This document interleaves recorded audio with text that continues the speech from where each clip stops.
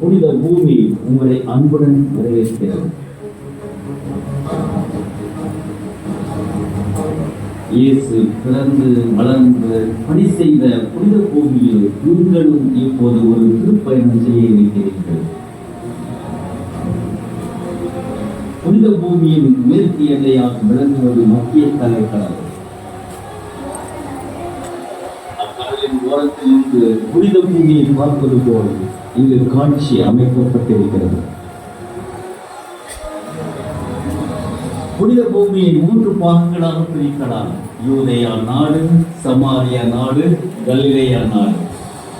அன்பானவர்களே, இந்த புனித பூமியில் நீங்கள் முதலடி எடுத்து வைக்கும் இடம் யூதேயா நாடு.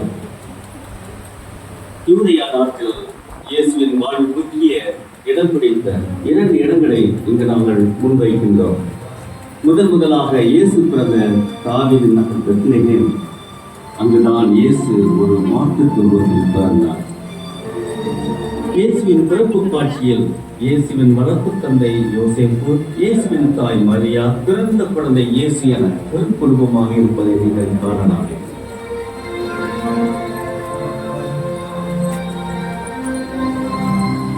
அடுத்து யூதேயா நாட்டில் மகுடமாக விளங்குவது எருசலேம் நகரம். அந்த மகுடத்தின் வைரமாக விளங்குவது சாலமோன் அரசர் கட்டிய பேராலயம்.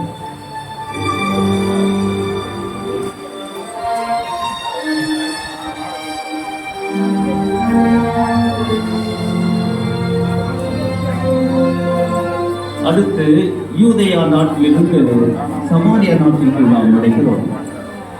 சமாரியா நாட்டில் இயேசு அதிகமாக பணி செய்யவில்லை. ஆனால் இயேசு தன் போதனைகளில் சமாரியாவை உயர்த்தி பேசும் ஓமைகளை கூறினார். சமாரியாவில் யாக்கோபின் கிணற்று அறைகள். இயேசு சமாரிய பெண் ஒருவரை சந்திக்கும் நிகழ்ச்சி அனைவரின் மனதை கவரும் நிகழ்ச்சியாகும். தாழ்த்தப்பட்ட சமாரிய பெண்ணிடம் இயேசு தண்ணீர் கேட்க, எந்த குலத்தவர் எப்படி எங்களிடம் தண்ணீர் கேட்கலாம் என்று அவள் கேட்க, நான் எனக்கு தாகம் எடுக்காத தண்ணீரை கொடுப்பேன் என்றார். அந்த நிகழ்ச்சி தான் இங்கு சித்தரிக்கப்பட்டிருக்கிறது. அடுத்து சமாரியா நாட்டிலிருந்து கலிலேயா நாட்டிற்குள் நுழைகிறோம். இயேசு கலிலேயன் என்றுதான் அழைக்கப்பட்டார். ஏனென்றால் இங்குதான் இயேசு வளர்ந்தார், பயின்றார். அவருடைய பணி இங்குதான் அதிகமாக இடம்பெற்றது. கலிலேயாவில் நாசரேத் என்பது சிறிய கிராமம். இங்குதான் இயேசு வளர்ந்தார். அவரது வளர்ப்பு தந்தையின் தொழிலான தச்சு தொழிலில் தானும் சேர்ந்து செய்தார். அவரின் தச்சு கூடத்தை தான் நாம் இப்போது பார்த்துக் கொண்டிருக்கிறோம்.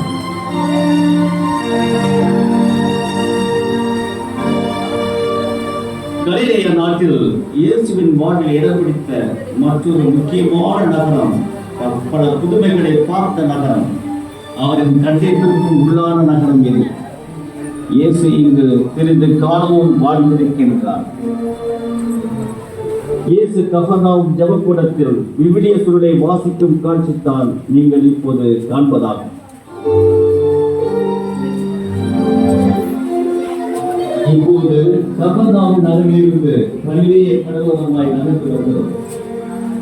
கலிலேய கடலில் வலைவீசி மீன் பிடித்த மீனவர் இருவருடன் படகில் இயேசு அமர்ந்திருக்கிறார்.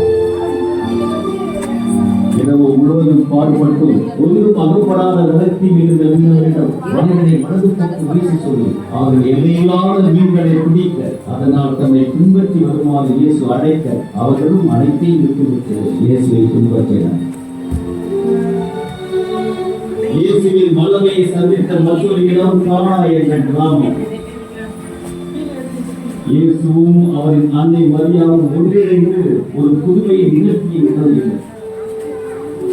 திருமண விருந்தில் ரசம் தீர்ந்து போக, திருமண வீட்டாருக்கு அவமான இழுக்கு ஏற்படாமல் தண்ணீரை காட்சி ரசமாக மாற்றி